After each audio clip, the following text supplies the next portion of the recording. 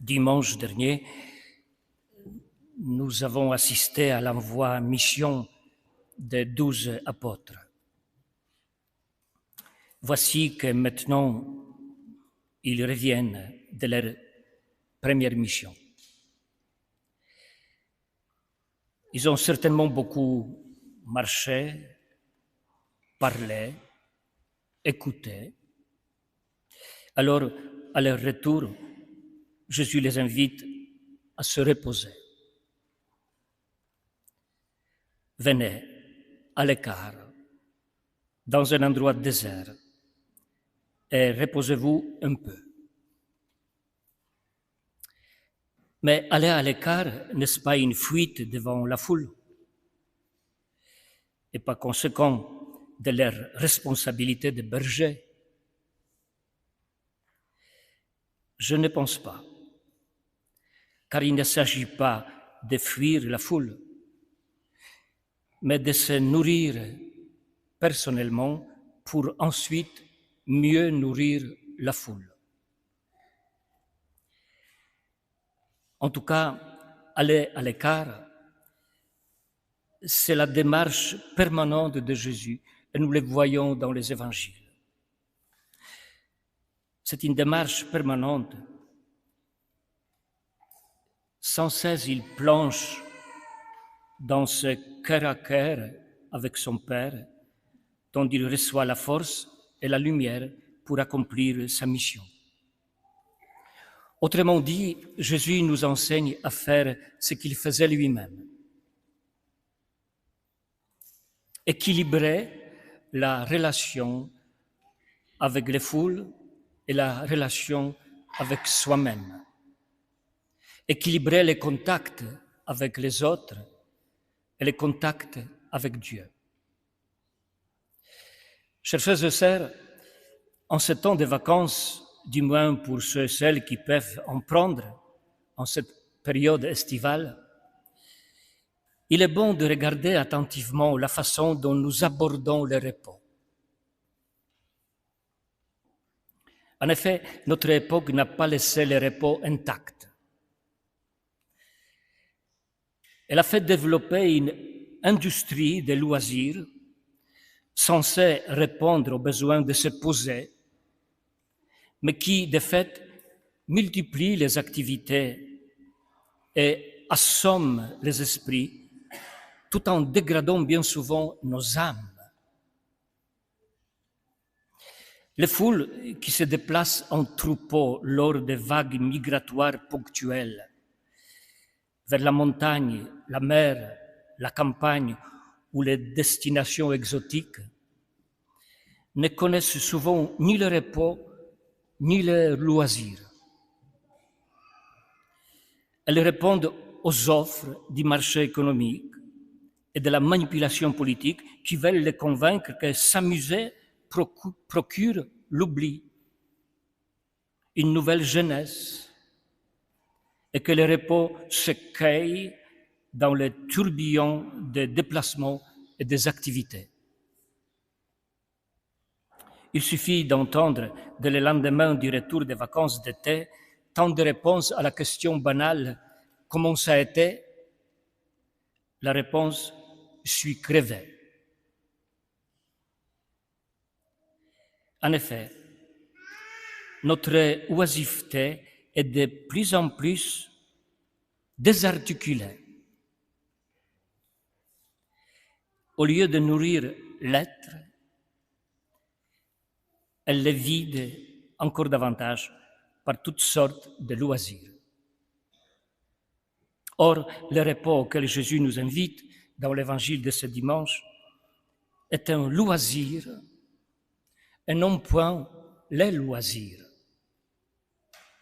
En effet, la différence entre le loisir au singulier et les loisirs au pluriel, c'est que le loisir est un état de vacances intérieures où l'on jouit d'abord de soi et des siens, alors que le loisir au pluriel suppose une attitude affairée, calculatrice et consommatrice.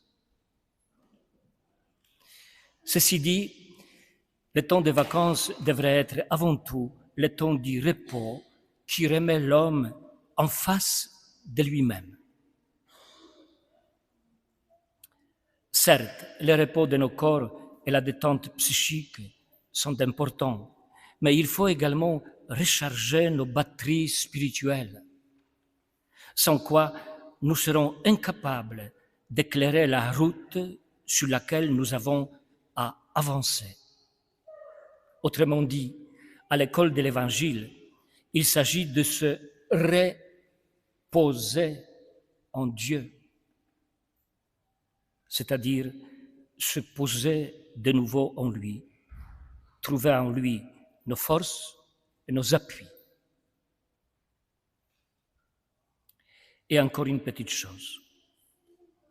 Il y a quelques années, en 2012, en parlant aux évêques italiens, le pape Benoît XVI disait, je le cite, « La mission continuelle de l'Église est d'introduire les hommes et les femmes de notre temps dans la relation avec Dieu. Un Dieu qui les cherche et désire se faire proche d'eux. En effet, continue le pape Ratzinger, Dieu n'est pas le concurrent de notre bonheur, mais au contraire, il en est le garant. C'est très beau. Dieu n'est pas concurrent, mais garant de notre bonheur. Mais pour découvrir et accepter Dieu comme garant de notre bonheur, il faut être en relation avec lui. Il faut parler avec lui. Il faut se laisser modeler par sa grâce. D'où l'importance de partir régulièrement à l'écart, dans un endroit désert, pour se laisser saisir par lui et lui permettre d'être Dieu dans notre vie. Chers frères et sœurs, sans ce plongeon permanent en Dieu, tout dans notre vie risque de se pervertir. Pensons à l'affaire l'abbé Pierre. Le choc dépasse largement le mur de l'Église catholique, tant l'admiration lui vouée est restée prégnante en France et ailleurs.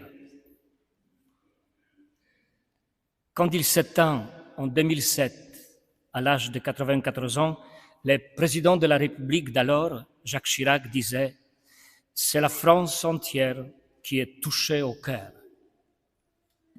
Oui, l'abbé Pierre est non seulement une figure de l'Église catholique, il est également une icône dans la société française.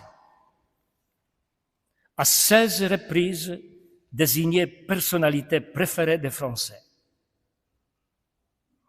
Et pourtant, si on ne prend pas continuellement le temps de se replonger en Dieu, même la caritas, la charité, accomplie en son nom, réclamera quelques récompenses déviées qui n'ont rien à voir avec les services de Dieu. Demandons en ce dimanche la sagesse et l'humilité de permettre à Dieu d'être Dieu dans notre vie.